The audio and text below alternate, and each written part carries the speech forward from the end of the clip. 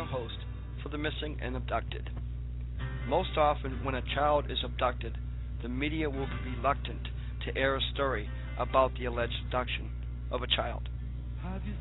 According to the State Department statistics, there are about 3,000 children currently missing who have been abducted by a parent and taken out of the U.S. illegally, and this is a growing phenomenon.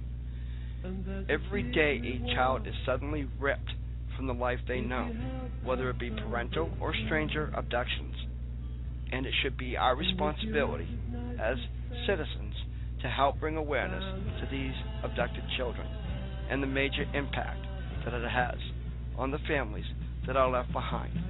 And that is why we have this show, to raise awareness to missing persons and parental stranger abductions, and keeping you updated on what is current in the news on these missing cases and the found.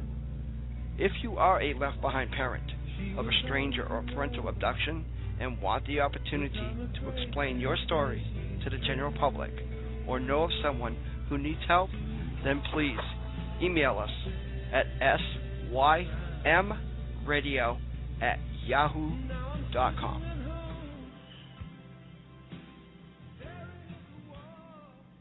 And welcome to a very special edition, a live edition of Carson's Corner in conjunction with Speak Your Mind Radio, hosted by David Levitt.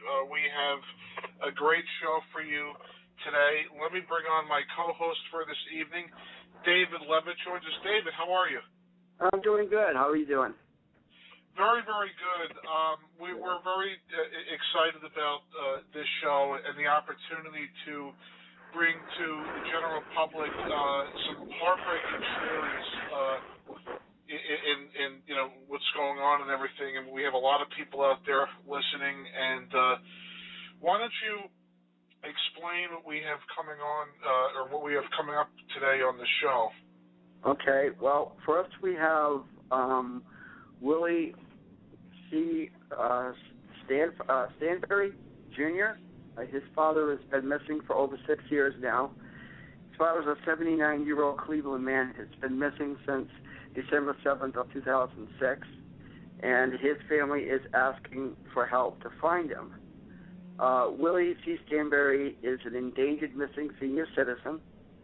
At the time of his disappearance, he was 73. He's now 79 and will be turning 80 shortly.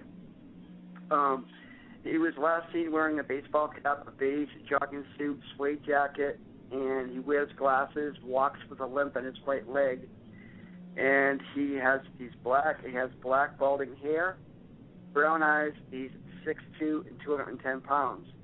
Now, Willie Chuck Standberry was last seen at two locations on Thursday, December 7th of 2006, at approximately 7:15 p.m. near the intersection of East 89th Street and Grand Avenue, where he owns property, and then at a Shell gas station where he got on at East 123rd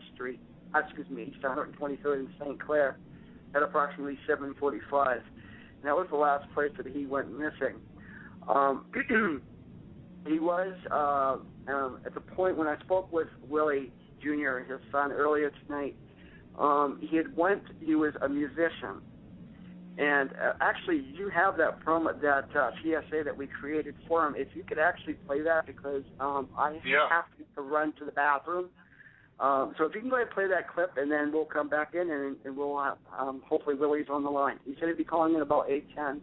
We also have Tara, who was an advocate for Willie, and she's in the chat room, and she will be also calling in tonight too. That's great. Yeah, let's do that. Let's play the Willie Standberry Senior PSA so people can become more acquainted with this case. We'll be right back after this very important PSA. This webcaster uses Radio Amber, the Internet Radio Amber Alert System, helping to keep your children safe. A public service from the Internet broadcasting community and this station. Hi, this is your host from SYM Radio with a public service announcement. We have an endangered missing senior citizen alert. He is a 79-year-old Cleveland, Ohio man who has been missing since December 7th, 2006. He was 73 at the time of his disappearance, and his family is asking to help find him. Willie Chuck Standberry was last seen at 2 locations on Thursday, December 7th, 2006, at approximately 7:15 p.m. near the intersection of East 89th Street and Grand Avenue, where he owns property, and then at the Shell gas station where he got gas on East 123rd in St. Clair at approximately 7:45 p.m. He was driving a 2001 Hunter Green Ford Focus with Ohio license plate EAU 8688. When he went missing, he owned 3 houses, was a gospel musician, had a girlfriend, and talked to his grandchildren every day. He has not been seen or heard from since the evening of his disappearance. His race is black, with black balding hair, brown eyes, 6 feet 2 inches tall, and weighs 210 pounds. Wears glasses and walks with a limp in his right leg. He was last seen wearing a baseball cap, beige jogging suit, and suede jacket. If you believe you have any information regarding this case that will be helpful in this investigation, please contact the 24-hour confidential information line at 216-367-9035. For more information on this case also, you can visit their Facebook page at Missing Willie C. Standberry Sr. And for other information on all other cases, please visit us on Facebook. This has been a public service announcement brought to you by SYM Radio, J-Ray Radio, and Carson's Corner, a public service for the surrounding communities and the Internet broadcasting community. Okay, we're back live here on Carson's Corner. David, are you there? Yes, I am. Okay, that was a PSA regarding the case of Willie Standberry Sr., and we have 2 people on the line, presumably Willie Jr. and Tara, so I don't know which one is which. We're going to bring both of these calls on the line. We'll start with the 561 area code first. Hello, welcome to Carson's Corner in conjunction with Speaker Mind Radio. This is Bob. Hi, Bob. This is Tara Pertenzico-Weber, the advocate for the missing. Hi, thank you very much for calling. Thank you for having me this evening. Hi, Tara. Thank you for calling in. Thank you for having me. We're gonna go to Willie Jr. here now, who's on the line. Willie, welcome to the show. Hey, how are you? Good. How are you? I'm doing good under the circumstances. That's good, Willie. Hi, Willie. How you doing, David? Good. Thank you very much. I really appreciate all the information that you were able to give us. And I know that Carla has more information, and she will be popping in here shortly. She hasn't walked in as of yet, but as soon as she walks in, she'll be coming right in. Okay. Well, if you can go ahead and let the audience know about how Willie went missing. Well, on December 7th, of 06, he went to a friend's house. They were sitting around talking. It was one of his fellow gospel musicians. At which time he received a phone call or gave a call to his girlfriend, told her he would be on his way. His friend physically watched him get in the car, ride up the street, and make a right-hand turn, and that was the last we saw or heard of him. At that point, my wife, when I got home from work, my wife told me what was going on. My sister had called and told us that he was missing. The very next day, I went to all the police, not to all the police stations, but the East Cleveland Police Department, all of the TV stations, physically crying, begging to see if anyone would give me some help, and was actually turned down by everyone except for Channel 19. Wow. And Channel 19 has done, and actually I spoke with you earlier tonight, I actually did go to see if we could pull up some of the archives from the interview that they did with you back at that time, but evidently it's not in their archives. So I know that some places they they hold their archives for so long, and then they're no longer available. Oh, okay. Yeah. Well, I'm pretty sure that my wife Carla has access to them or know how to get a hold to them. Once she comes in, she'll be able to give you a little bit more of what that entails. Yep. Yes. Now, Willie, when you went to the police department, what did they say to you? Actually, I talked to Chief Patricia Ann Lane, who called me in her office and told me this is her baby, this was her case, and she was going to do everything possible to help me. What she did was pulled out a big pile of papers, but she never opened up the folder. So I don't even know if that was even my father's case. To this day, I still don't know if that was his case or not. Since then, she's been released. They have nothing, no writings, no nothing, and basically East Cleveland has done nothing. That's I that's an absolute shame. It really is, because David and I we've been doing these shows for the better part of a year now, and I hate to say this, but it seems more often than not that this seems to be the response of many police departments throughout the country, where they don't put their diligence into any of these cases, and unfortunately, it leaves family members like yourself in the dark, and it frustrates me to hear this. It's very frustrating. I actually had another reporter by the name of Carl Mundy come in and do an interview with us. He asked us a series of questions, but one of the main questions which never stays in my head was, if we went to the police station, would they have a police report? Me and my wife both told him they would say no. Carl Mundy asked us if we had a police report. My wife went into her section of papers and pulled out the actual police report. Carl Mundy again said that if I go down to East Cleveland, they would tell me they don't have a police report, and we told him yes.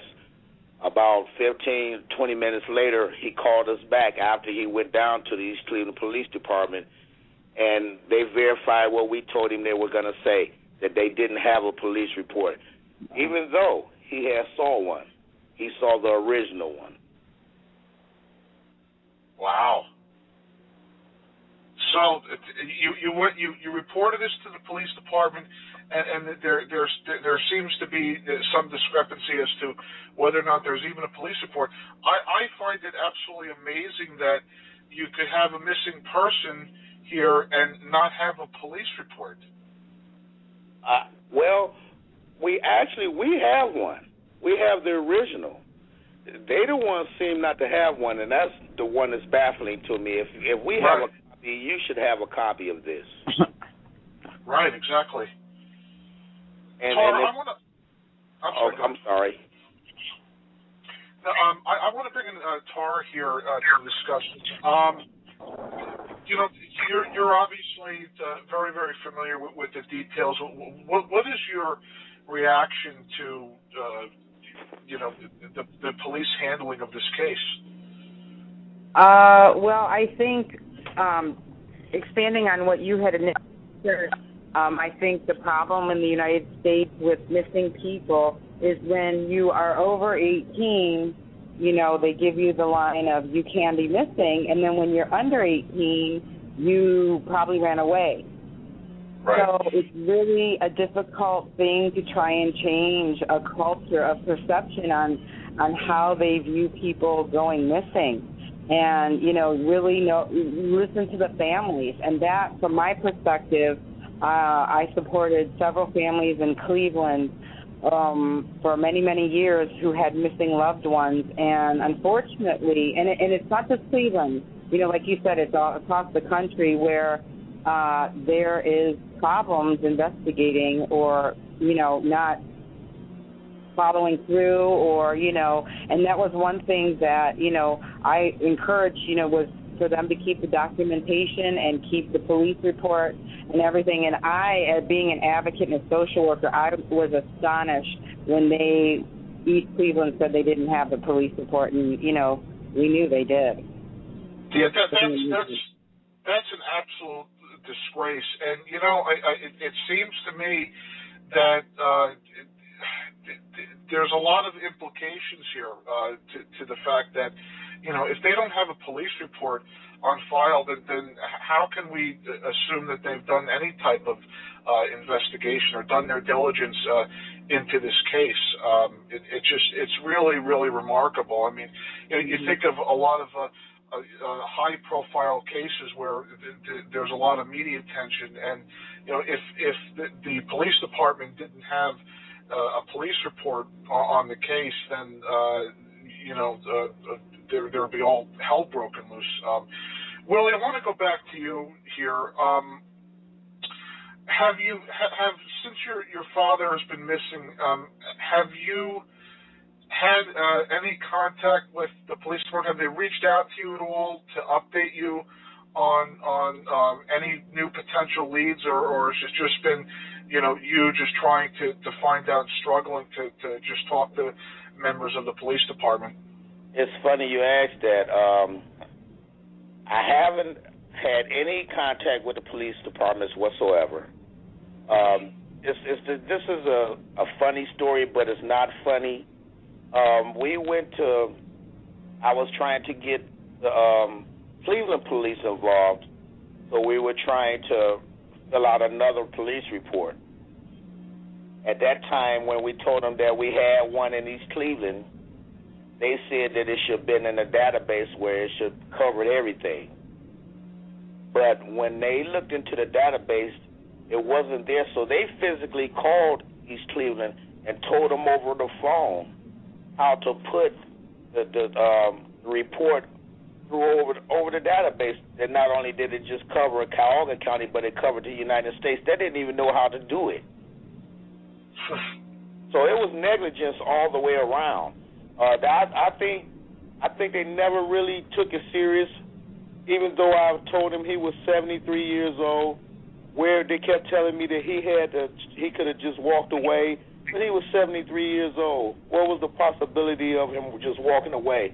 He only has one eye,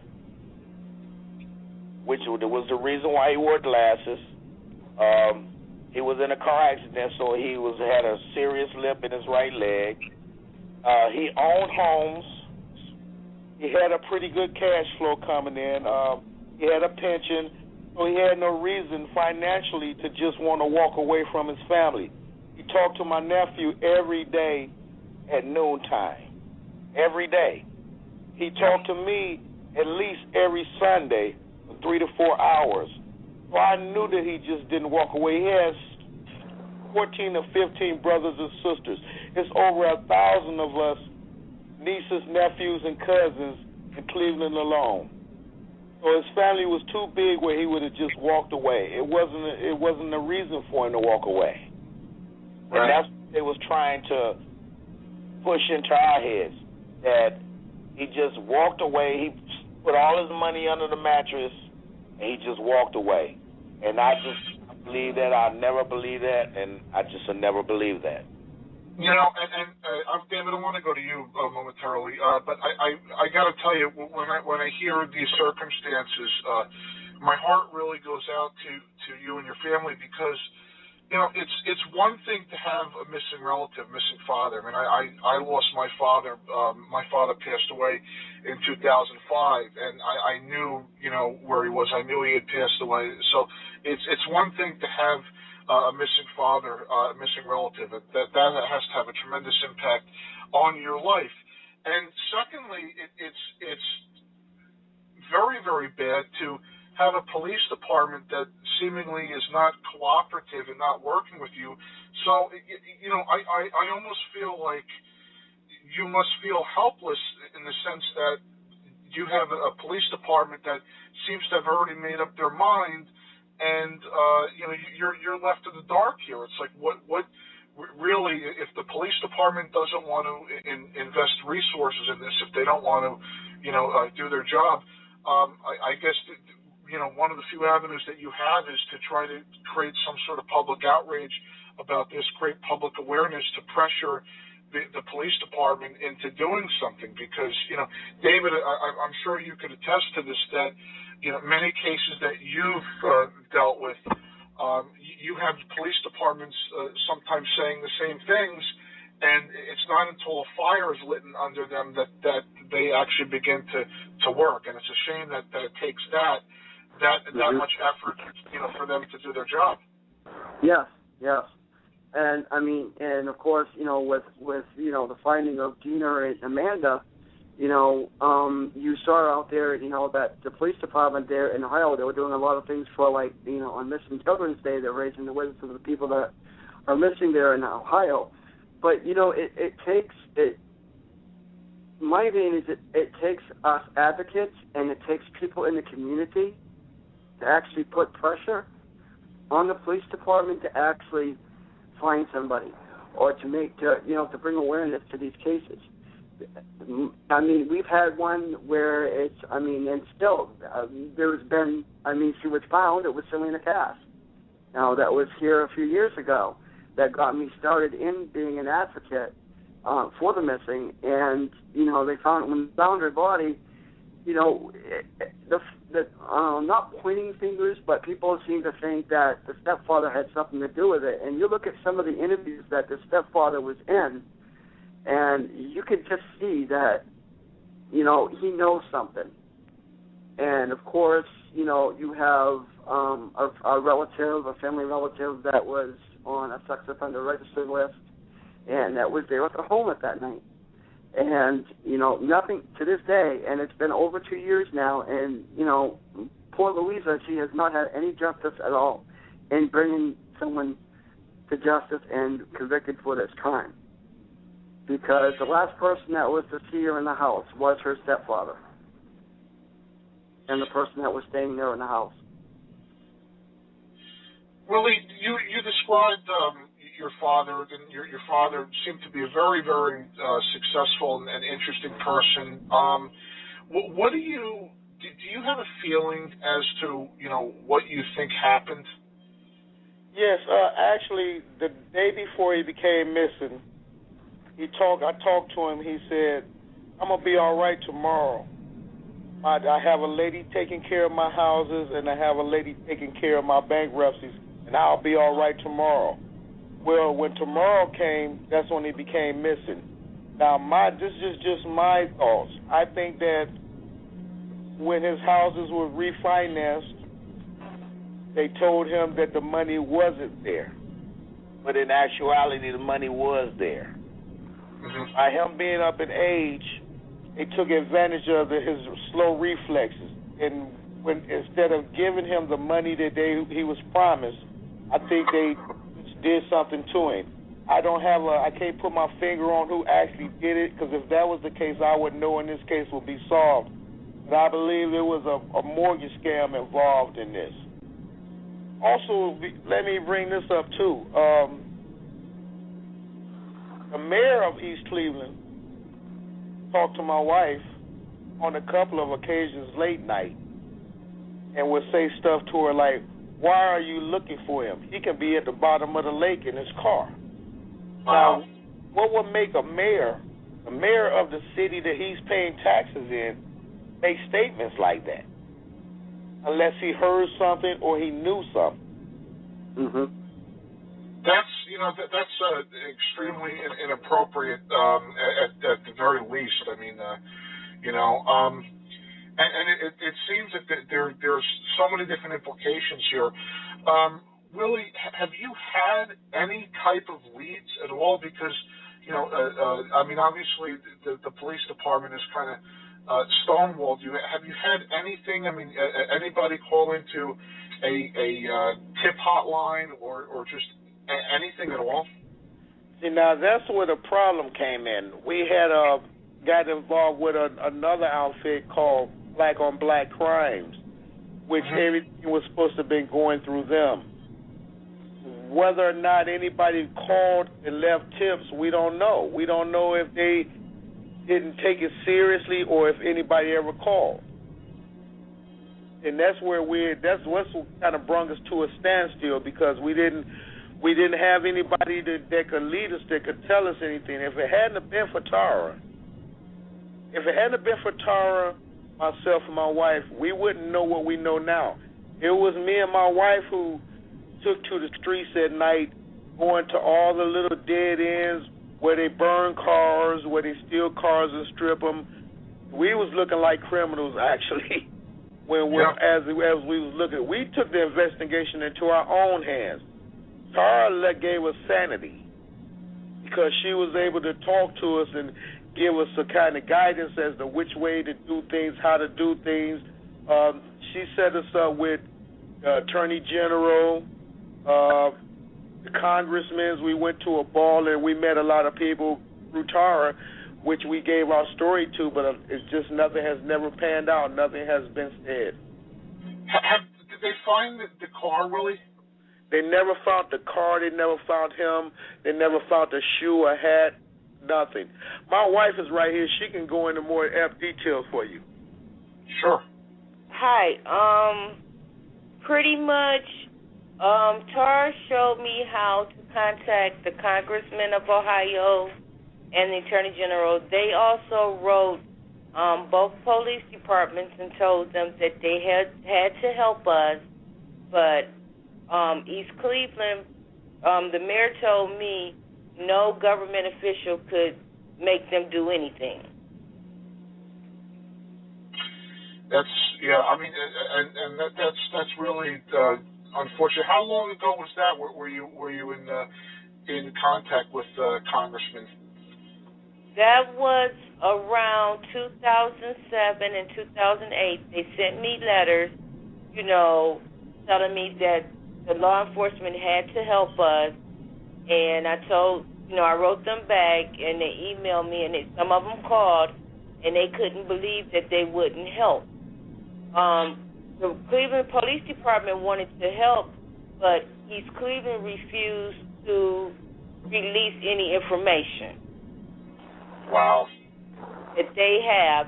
Even the private investigator tried to do it. Once the mayor told me that he could be in the bottom of the lake, he said it several times, go on with our lives. That's when I told my private investigator, and with God being on our side, he was able to get with one of the news channels in Cleveland to have them to search the lake. So they didn't come up with anything, but every time I tried to call and talk to a law enforcement, I got to run around. I got sent to different departments, the dog permit, department and everything. And then I was told, with me being the daughter-in-law, that I had no rights to talk to them. So the family appointed me spokesperson, because everybody was going through a thing with that being, his father, that being their brothers and sisters, and they're in their 70s and 80s. So I took it upon myself to do it. Mm-hmm. And I even told the Senator Brown, I said, out of all these years, I've never did anything against the law, but they make me feel like I've committed a crime. Right. And I'm like, that's, not fair. They won't talk. They won't talk to the private investigator. They won't talk to anyone. Yeah, this is, I really, hearing this, it's almost, I can't imagine how you feel. It almost feels as if the police department is almost aiding and abetting, what happened here. I mean, it just seems that, they're stonewalling you, not working with the authorities. And the thing about it is, Carla, is that this took place pretty much right after Willie Sr. was missing. So if they're giving you this much resistance, pretty much, I guess not too far after he went missing, now it's the clock is really running down, and now it's 7 years later, almost 7 years later, and it's going to be hard to even get them to lift a finger. I find this just absolutely remarkable. Tara, are you renewing efforts to try to reach out to individuals to pressure authorities to release information and to investigate them? Is there any new developments in that area? No. Our private Tara has still been working on it, even though she moved to Florida. With our private investigator, Mr. D, he had, I think it's a assistant attorney investigator that she even went through some stuff, and she was like she couldn't believe how the doors were being shut. Right. That, East Cleveland didn't want to talk about it. And then when they did a news segment of how East Cleveland was handling the case, East Cleveland called the detective and said, okay, we want to help you guys. We want to get this solved. We want to help. And then he said he heard nothing else from them. They told him that they were tired of the news media making them look bad, people calling. They wanted to help, and when he went to call them back, they still gave him the runaround. They still wouldn't answer his call. Well, Carl, I want to go back to you. Willie was telling us about what he thought might have happened, and it really sounds very, very sinister. But obviously there's major concerns here. I mean, there is all these different things do not add up, and the fact that they found no car, and I'm presuming that Willie Sr. was fairly well known in the area, so if he was around, if he was in the area, presumably people would see him. And I know you guys have done a lot of work. You probably would have ran into somebody that would have seen him after the date he went missing. Right. And so, I got to ask you, are you on the same page with Willie Jr. about what you think may have happened to Willie Sr.? Yes, because I was the one that when the police wouldn't help, I would go on the internet, look up different things. I pulled all his mortgage stuff. I talked to people that had last talked to him. And there was one lady in particular, he didn't make sense. He didn't make sense of some of the things that she was saying. And even at the time, the chief of police, when she tried to talk to her, he would ignore her, and she'll tell her that I need you to come in and talk to me. She never would. Well, within maybe a year of that, police chief got fired. And once she got fired and the private investigators tried to go and talk to her, instead of him going, he sent his wife to make her feel more comfortable. And she basically said, I have nothing to say. You have to talk to my lawyer. Now, do you still have a private investigator working on this case? Yes. Okay. That gives us some hope. I mean, I wish that there was somebody, because I do a political show, and I speak to investigative journalists, and this really seems like a case that you'd really almost see a movie based on because of these circumstances. And have you had how have the news media recently, have news outlets been covering the story? Because when Dave and I were preparing for the show, we didn't find a lot of articles about this. I mean, David, was it you that were saying that there wasn't a lot of information on this case? His cell phone must be cutting out. But it's not a lot. the private investigator was able to get one of the newsmen to talk to us and interview us, and that was about a year ago. They aired it last February. Mm-hmm. And it's another one that they were trying to do coming up to when he was missing. But a lot of news media didn't want to talk to us because of the police didn't give them the okay. Oh, wow, really?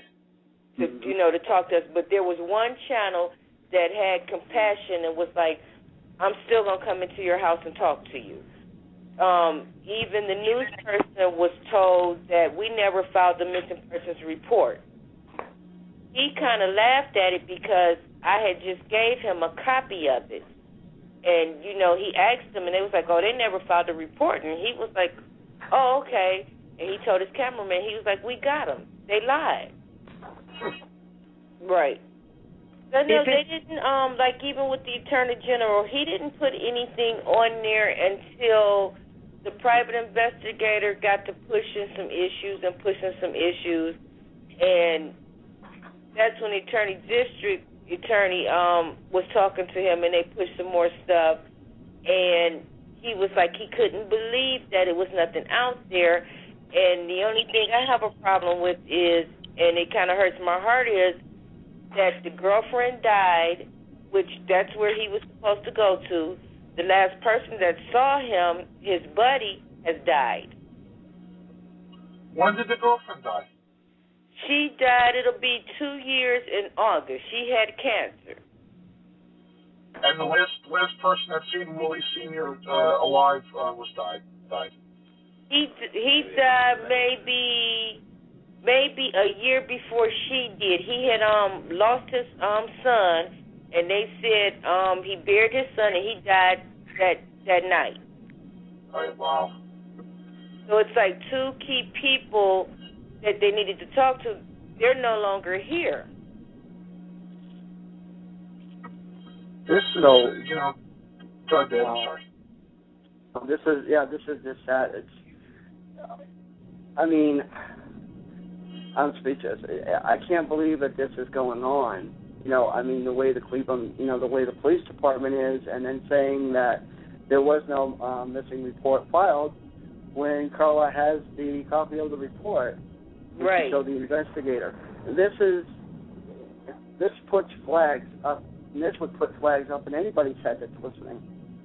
Well, right. And another disturbing detail of this is, Carl, as you alluded to, the fact that the police department would be against news reports about this case. Now, why in the world would a police department, which their job is presumably to find this person, why in the world would they object to news reports coming out, highlighting this case?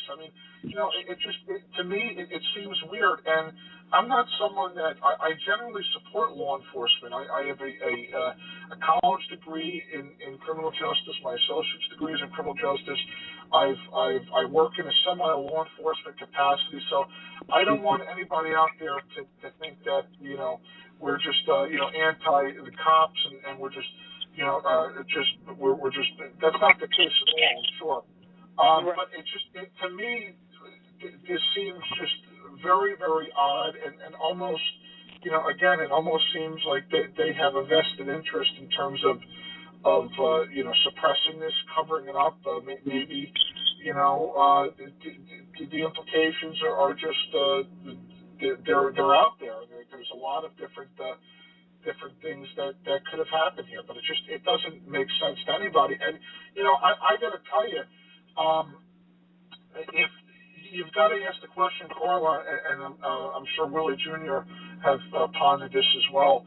If this had happened to another person, if this had happened to a college, a kid, or fill in the blank, would the police have had the same reaction? Because we've seen some cases that have been highlighting just nonstop attention from the authorities, where people of different races and so on and so forth could wind up getting the most attention. So do you think that plays a role in it at all?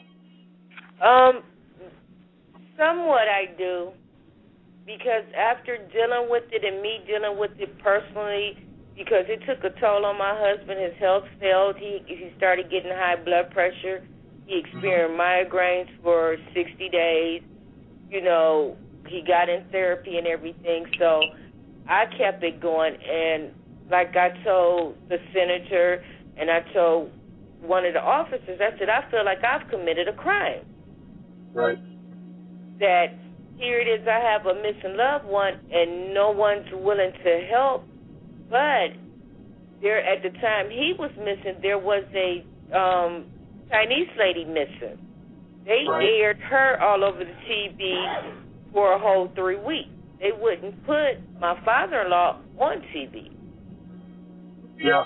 See, that's exactly what I'm talking about. We lost Tara, I believe. She was reconnecting with the show. Tara, is that you? Say that again? That's me. Yeah, that's me. I'm sorry. We disconnected there. Do you have any thoughts on some of the issues that we've been talking about here? Oh, sure. Tara, you mean me? Yeah? Yeah. Of course. I always have something to say. I wanted to elaborate on what you said about being supportive of law enforcement, because I think that's really important. As a social worker from Bowling Green State University in Ohio, that's where I got my advocacy training from Ohio law enforcement. So that was also where I learned from some fantastic detectives, particularly in Euclid, Ohio, about investigation and advocacy and seeing police officers treat victims of violent crime over a course of 20 years with dignity and respect. And I just wasn't seeing that. Obviously, in this case, is absolutely horrifying. And I think what's key for people to realize, Carla and I worked together for a long time documenting things and contacting and making paper trails. And I got to tell you, it's astounding the number of contacts. Like Chuck Jr. had said, we went to a ball, we went to vigils, we networked across the board, and they did everything that they could possibly do, in terms of what an advocate might suggest, my contact suggested. And I tell you, even Senator Brown encouraged the police departments in writing to work together, East Cleveland and Cleveland, and that's a United States senator. Right. And it still did not happen. And I don't know why. I don't know personally, as a human being, I don't know how anyone can treat anybody the way that this family has been treated when a loved one has gone missing.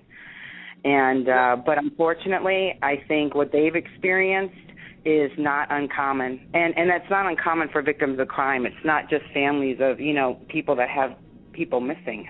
Unfortunately, it's the system, too.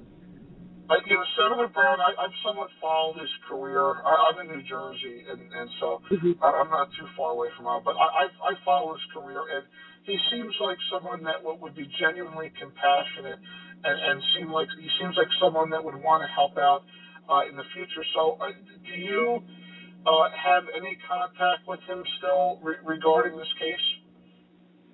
With who? Senator Brown. With this case, directly, no.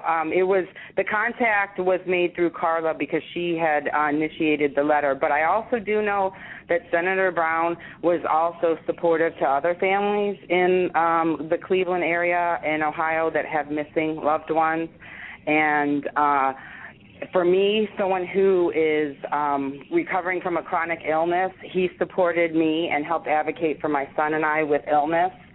So I think he is a wonderful example of what someone can do for the constituents when they are in office, because everybody else around these families, with this family in particular, nobody would help them. Yeah, and this is a sitting United States senator, and I'm sure if he would leave his door open to you, Carla, I'm sure that there may be a way for you to get in contact with him again. Although really at this point, if he's already written a letter to try to get them to work together and they haven't done it, then it's unfortunately I don't know if there's really anything much more he could do.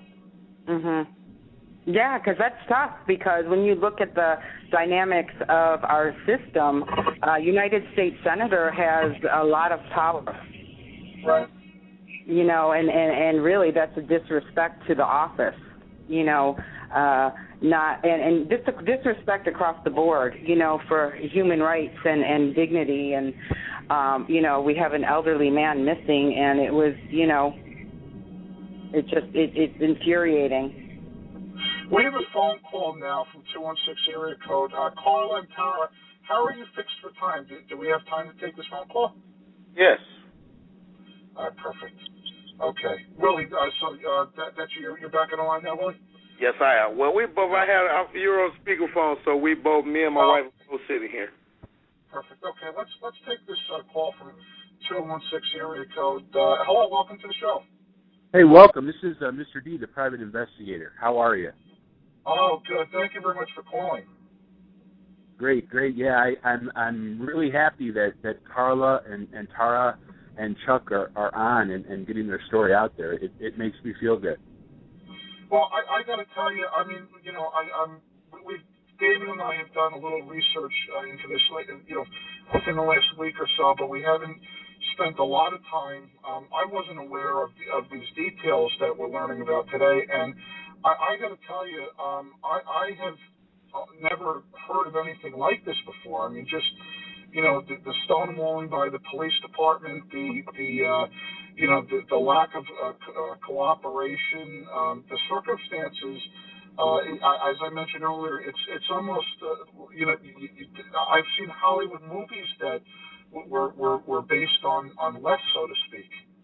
Yeah, and it really is unfair to actual police departments to call the East Cleveland people police departments. They're nothing short of ridiculous. So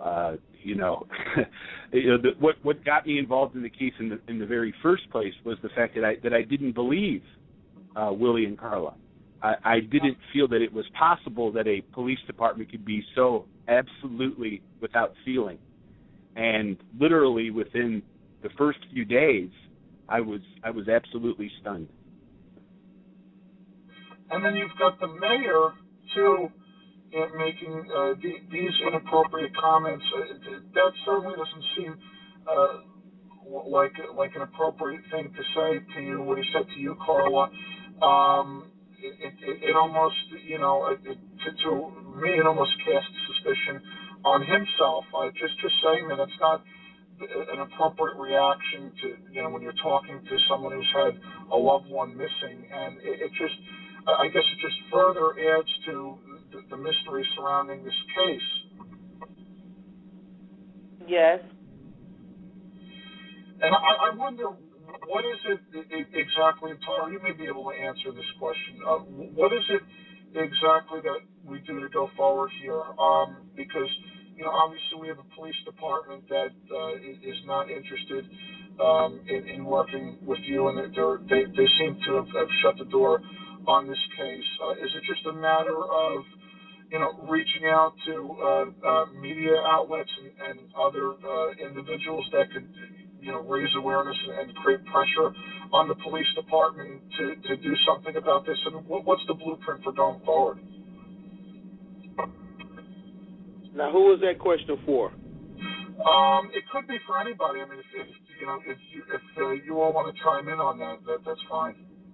Well, for me, now that I'm one of the victims, we are family.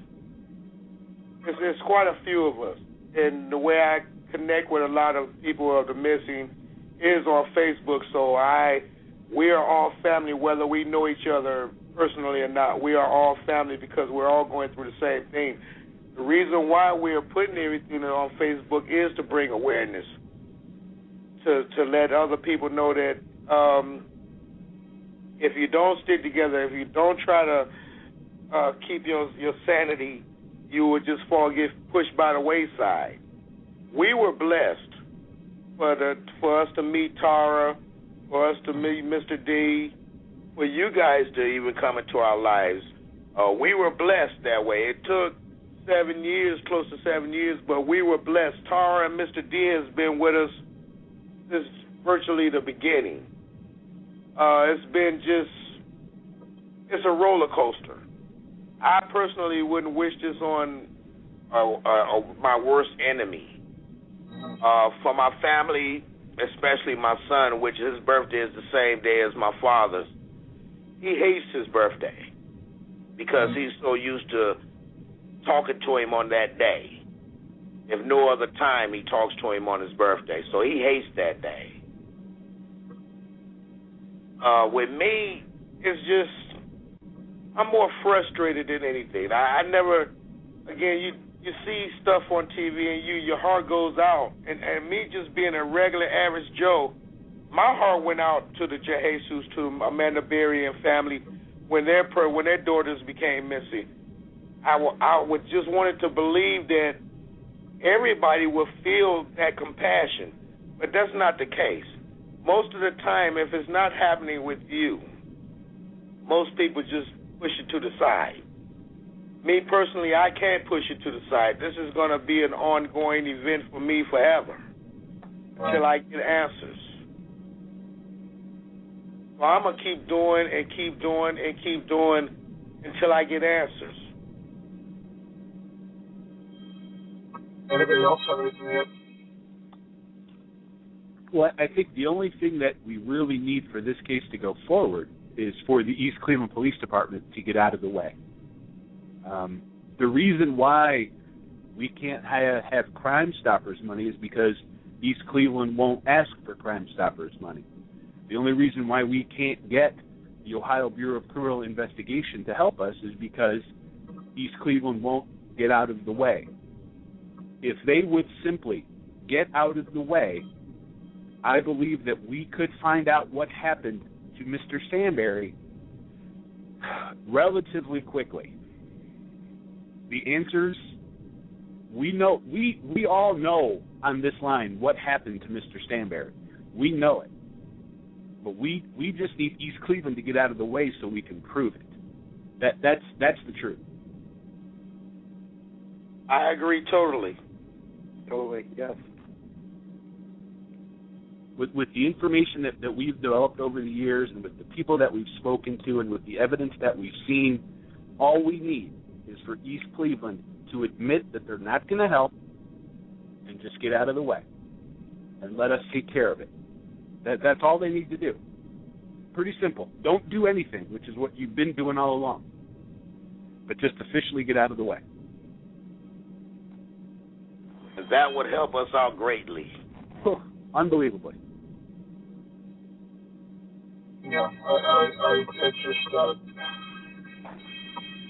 and Willie, you're talking about this, how other families and other people only care about it when it happens to themselves. When if it's not their relative, then they kind of put it on the back burner or whatever. And David, there have been some families. Well, I don't want to say that, but in your experience, David, how has it been working with families that have missing relatives in terms of their support from other families? I mean, it seems that Willie, you mentioned you guys are all family, so and you're going through this together, and this is an ongoing battle for all of you. But David, has that been the case with other families that have been going through the same thing? David, I mean, have they sort of taken that approach and linked with families that are also going through the same thing and try to raise awareness for several other cases? Because we've had some people on this show, Glendine Grant and others. We even had Gina DeJesus' mother call in last year, and they were always the first to, promote other cases and raise awareness to other cases because, it's going through something like this is just tremendous for anybody that's missing relative. Yes, Bob, that's a good question. I'm going to point out a good example to your question. Let's take what just happened a month ago today in May. Heather, who I work with and who also had a daughter taken and was raped, she organized an online prayer vigil, made up flyers for other people who were missing around the Cleveland area. And she personally went to Cleveland to help hand out those flyers. And look, all three girls, Gina, Amanda, and Michelle, who were held captive for over a decade, were found. And I believe it was Gina who said that she even saw the news on flyers being handed out. So by other families connecting with other families who have a missing loved one or a missing relative, it helps keep these cases in the public eye, and it also gives the families moral support because they know how it feels to have a missing loved one. And once they connect, they become a family. It's like kindred spirits, and they're hoping that the media will pick it up to make the public vigilant. That's what I meant by us being a family. The ones who are not victims, they normally don't normally come out to it like us, the persons that are the victims. That's the better way I can say it. Us that are the victims, we understand what each one of us is going through. A lot of people don't understand what entails when having a missing loved one. A lot of people just don't understand. So again, it was a blessing that I was on Facebook and I was talking to Miss White, and she in turn got me connected with David, which in turn got me connected to you. And I just see, when I see stuff on Facebook about the missing, that's what my whole page is all about. I'm sharing everything that I see with missing people. I'm sharing constantly. That's what I do daily since I'm physically unable to go to work right now. So I do that basically all day long, all day until I go to sleep. I'm on my Facebook page, steady, constantly sharing other family missing people's. I'm just trying to do what I can do to do my part. Because I understand we don't have a support group like, say, Narcotics Anonymous or the AAA. We don't have a support group like that. Well, I guess amongst ourselves, we try to create our own support group. What about John Walsh? Has anybody been in contact with John Walsh? Has he done any reporting on this case? You tell him that one. Well, we contacted John Walsh, and for what we were told was, you send the information in, and they choose who they want to profile. And a lot has to do with the fact that it has to be submitted by a police department. Yeah. For get it to be on there, and that just wasn't going to happen. And we tried to explain that to pretty much 48 Hours, Dateline, America's Most Wanted when they were on television, and a couple of the other places that, Mr. Standberry's case didn't involve, sex or steroids or a lot of money or cocaine. It wasn't a sexy missing persons case, and that's a direct quote. And since we don't really have the support of any law enforcement agency at all, those type of resources are just not open to the Standberry family, unfortunately, which is a surprise to me that I thought that anybody with a missing person can access these type of things, but it's all pretty much controlled by what the police want to do. Mr. D, have you actually looked into anyone in the East Cleveland Police Department, and have you kind of had any information as to maybe any impropriety there regarding this investigation? This particular investigation, no, but I mean the East Cleveland Police Department is pretty notorious in the northern Ohio area. I mean, the chief the chief that they were talking about was let go for some improprieties with drug transactions that were handled by her department. They have problems every couple of years where they lose chiefs and they lose patrol officers for one thing or the other. It isn't beyond the realm of possibility, but at the same time, you know, I don't know what would be worse, them doing something or them what they're doing now, which is absolutely nothing. So, I mean, I don't know. They couldn't do any better job messing it up on purpose than just not doing it, which is what they seem to be very good at. Yeah. And I mean, I don't know if we may have even touched this, but is there any agency within the government that you could file a complaint with? Is there any recourse that you could do to try to get them to do a better job, or at least, as you say, officially acknowledge that they're not going to help and get out of the way? Well, surprisingly, police don't have to investigate anything. I mean, they basically can or cannot investigate crimes. That's up to them. An injunction or a request, you know, what attorney would help the Standberry family? I mean, it might take years in which to force the Cleveland or the East Cleveland Police Department to do anything. And I, at this point, I don't know if I'm not speaking for the family, but I don't know if I want them to do anything but get out of the way. I don't really have any confidence in their ability to investigate it. So forcing them to investigate it might not be the best thing for us to do. I mean, that's obviously a decision that the family would make, and I would support their decision. But at the same time, them getting involved now would really just frighten me. I don't want them anywhere near it. I want them to get out of it and just let professional law enforcement people handle it. Hey, man, they're willing to help, but they won't help unless the East Cleveland Police Department requests them in. They can request them in and step back, and we could have, agents of the Attorney General who have spoken to me directly and to the family directly. Listen, we will help you, but they have to call us in, and that's where the trouble starts. Me personally, I hope that they just continue to do what they do and that's stay out the way. Yeah. Now, we've been talking a great deal about the investigation, and we talked a little bit about Willie Sr., but I kind of want to,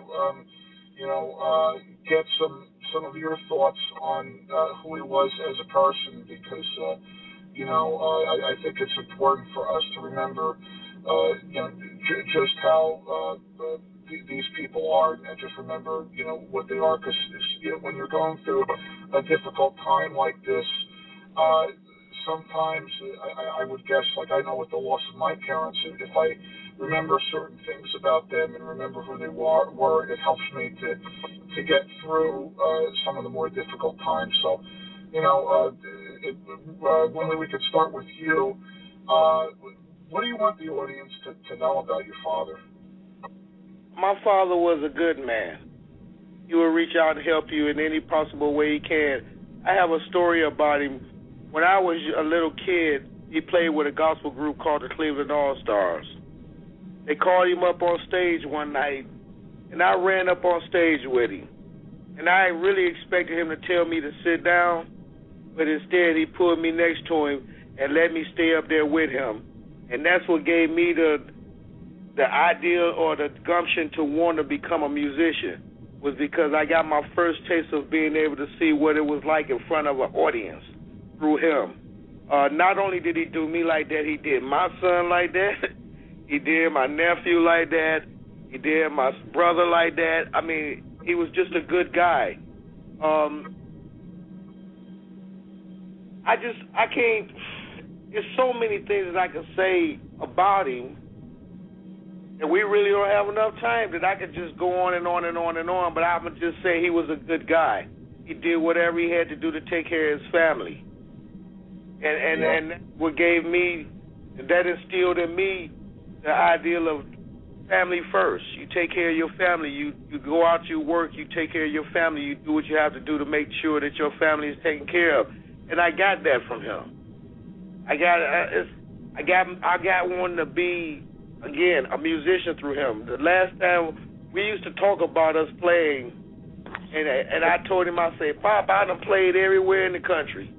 He said, but there's one place you haven't played that I played. And I said, what's that? He played at the Apollo. I never had a chance to play at the Apollo, but he did. And that's the thing he always kept over me. You never got to play at the Apollo, but I did. And that's what I kind of remember. I keep them good thoughts like that in my mind to keep me going. It's frustrating, but I look back over my life and I think about all the good things and the talks we had, and he didn't ever lead me wrong. He always steered me in the right direction. So I'm always love him. And until I find answers, I'll never stop. I'll never stop looking. I'll continue to look. And what about you, Carla? What about you, Carla? Personally, with me not having my father in the house, and I met him when I was 16, that was like my father. I could call him about anything. He was there if you called him, no matter what time it was. He never showed nothing but love. He loved all his grandkids. There is a big family. Like I said, it was 17. 17 of them. I think 5 died. It was 12.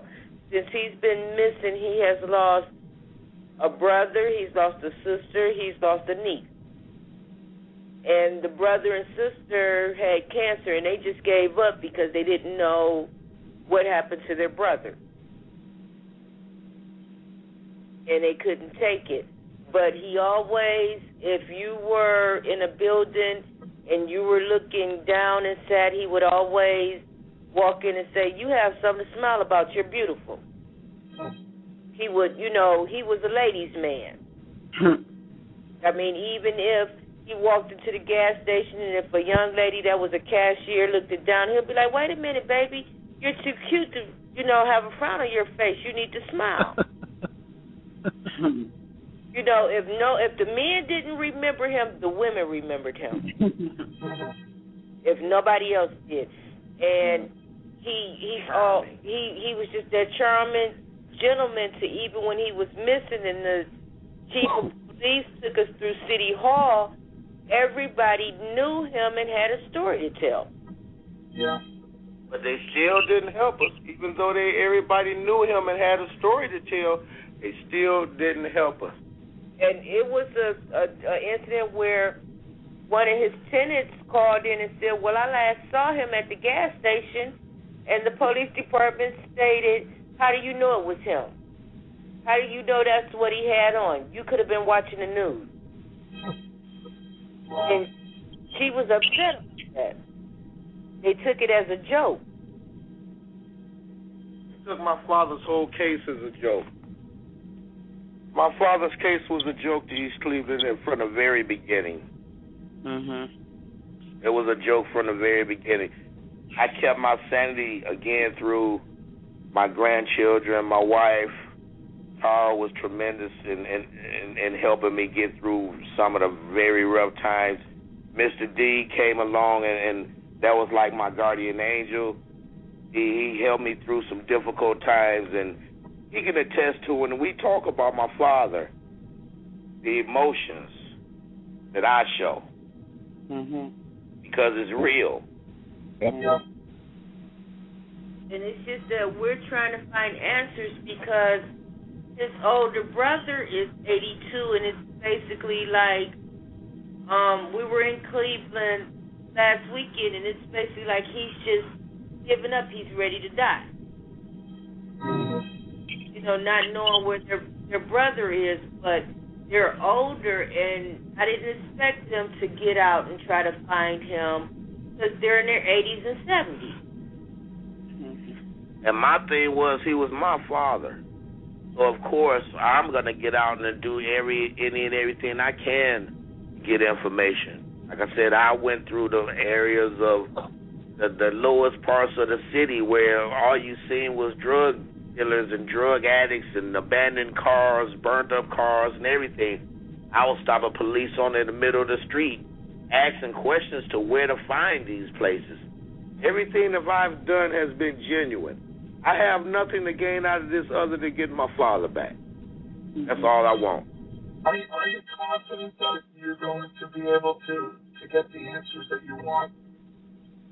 Now, the thing with that is, I was telling Carla, and I also told Tara, I was happy, sad when Gina and them was found. The thing that I stated after the fact was the one thing they had on their side that my father didn't have on his side was youth. At the time my father became missing, he was 73. He'll be 80 in October. So he had way more time behind him than he had in front of him. And I'm just hoping that I can find anything. I would be happy with a shoe.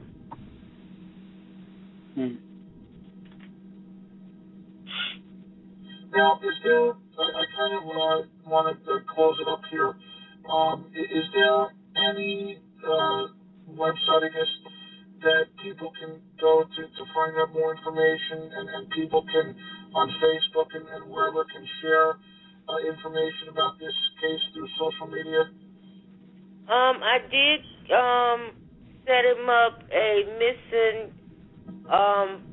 person page on Facebook. I pretty much have went on all the other missing people social networks and put his information on there. There's one on MySpace. Gina De Jesus has been a great inspiration where they have his information on there. The Jason Project, they have the information on there. Pretty much all the missing social networks have his information. Black and missing. Even the Native American with Tara, I try to keep them on Facebook because there's more people on Facebook. It's a lot of young people. It's a lot of family members. And Facebook seems to be the one that people talk about more. I've even went putting them on Twitter. I'll post stuff on there. But pretty much I think I've have him all over the internet. Yeah, and Willie and I and David are friends on Facebook, and so we'll be trying to share any posts about this case. And David and I are working on expanding our reach, getting people to help out and to post information regarding these cases. Tara, I kind of wanted to throw it back to you. Do you have any closing thoughts? I just think it's really good to never give up hope. Obviously, when we do see people come back home alive, it is great inspiration to those families who still don't have the answers. And I think it's really important for people who don't have a loved one missing to try and understand how painful it is, and it really trickles down, into the community when people go missing, and when you don't have a positive law enforcement response, it just is even, there's another re-victimization there from a whole different thing that causes damage. So hopefully we can continue to move forward and get his case out there, and hopefully it would be nice to see East Cleveland get out of the way and put it in writing. Do you have any website for the work that you do? You can go to Amina's Law on Facebook. It's capital letters AMINA, and there's updated information that we have about some upcoming legislation and the other cases too. We just keep generating about what's going on. Like Carla said, on Facebook, it's really a great network for the missing and the families. Absolutely. And Mr. D, do you have any closing thoughts? Yeah, just real quickly, I just want the listeners to understand that when the East Cleveland Police Department actually did acknowledge that there was a police report on a missing person, people need to realize that the entire report, the entire information on that report would sit on one Twitter post. One. That's all the information that's ever been generated by the East Cleveland Police Department. One Twitter post, which is staggering. It's absolutely staggering. It's been 7 years. That's all they have. I had more information than that in a day. But irregardless, I also want to know, you'll never meet the Standberry family from all over the country. You might not like the Standberry family, you might like me, whatever. If somebody you love disappeared and nobody cared, what would you do? Where would you go? There's nothing. There's nothing out there. It's a sea of scam artists, shysters. There's great people, but you have to weed through all of them to get to what you need to help get your loved one home. If nobody cares, you're in a world of hurt. So. Do you have any websites or anything that you want to direct people to? Well, if they have any questions, specific questions, if they don't believe how bad this has been, just send me an email, and I'll be more than happy to show you what we got. It's Pete, P-E-T-E, at investigateohio.com. Feel free to ask me the questions. Feel free to doubt me. That's where I was, 4 or 5 years ago when I first came on board with this. And I'll be more than happy to give you what I have, and you can make up your own minds. Well, listen, I really want to thank each and every one of you, and really, what really comes through here tonight is your level of passion and your level of determination to try to find out the answers that you desire. And I think it's absolutely great that you guys are all working together and helping each other out. And I just want to let you know, and I know I can speak on behalf of David, whose phone keeps on going in and out, that I'll be happy. We'll be happy to have you on the show anytime you want to. We've been going almost for an hour and a half now, and I feel that we can go for another 2 or 3 hours.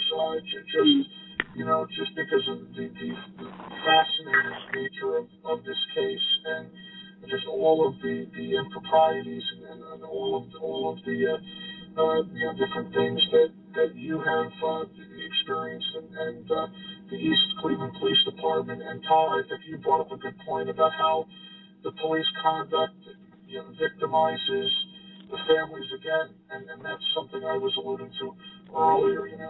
How Willie Sr., his brother, is having health problems, and I'm sure that they're related to this case, and I know that it's got to be stressful to everybody involved. And if anything that we could do to help, we'd be happy to have each and every one of you on the show whenever you guys want to discuss this and anything else going forward. So that's kind of our pledge to you out there, that you can consider this your show. It's your show as well,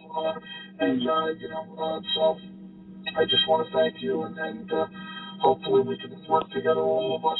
I'm on Facebook, so each and every, Willie, I know you and I are friends on Facebook, but I'd recommend anybody that wishes to become my friend on Facebook, and you can become David's friend as well, and we'll be happy to work together going forward. Thank you. Thank you. I'd just like to say one thing, if anybody can hear me. Yeah. Okay, good. I have a question for the private investigator. Yes, sir. Okay. You mentioned, I didn't catch your email address. If you could send me your email address, so that way we can at least keep in contact on what's going on with the case and whatnot, and any updates, because that's what we do on our show, is we do any updates on cases like this. Not a problem. Okay, all right. And Tara, she's right on my list, so I'm friends with her, so that's a good way to connect with me, too. Yeah. So, and thank you, Tara, for calling in. Thank you, Willie, and Carla for coming on and willing to get this case out here. Because we need to get this out, and we need to get Willie found one way or another. And I just want to say thank you for all your help. Yeah. And everybody, you can listen to that PSA, and if you want to download that PSA, there is all kinds of audio capturing software that you can get for free on the internet to download and actually share that on all social networks. And even to have it, you know, I mean, you can even listen to it on your cell phone and even share it that way. There's a mobile app with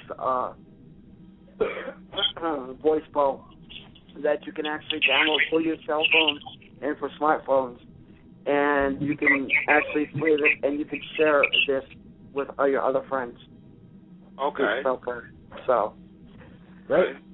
Yeah, I just found that out from Justin, the one that did the PSA for you, that helped me with it.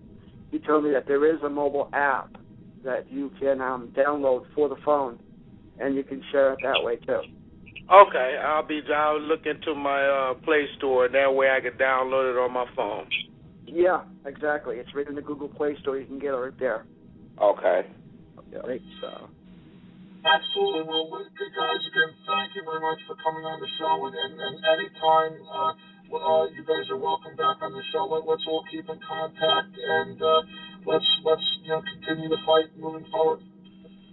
All right. Thank you so much. Yeah. You're welcome, Willie. Take care. Thanks, everybody. Bye, caller. Bye, Take care. Okay. Bye-bye. Bye-bye. Bye-bye. Bye-bye. All right, David. David, you still on the line? Yes. Okay. I don't know if people there in the chat room are listening to the show, if they can hear it, but your voice sounds like you're in a tunnel, so I'm kind of having a hard time hearing you and some of the things that you do say. I don't know if anybody else. I hope that that's just your phone, because so far I have to go back and listen to the show to turn out, but I don't have any fan blowing. So the connection should be okay, but I'll have to go back. I don't think it's my connection. I certainly hope not. But in any event, we just had, this was absolutely great. It's very, very gut wrenching hearing Willie talk about his father and some of the details concerning this case. I alluded to this on air that I wasn't aware of just how bad the police investigation has been, and just all of the other improprieties that we heard about. The lack of a police report, the mayor telling Carl that he may be on the bottom of a river. The Senator Brown, Sherrod Brown, writing and trying to implore lawmakers or the law enforcement officials to work together with the federal officials, and all of this goes ignored, and nothing happens. And I'm just like, what's the deal here? What's going on here? Well, what I think is going on here is somebody in the Cleveland Police Department or in some higher office, mayor's office, whatever, they know something. They know what happened to Willie, or they know of someone that knows, and they're hiding something. That's what I think.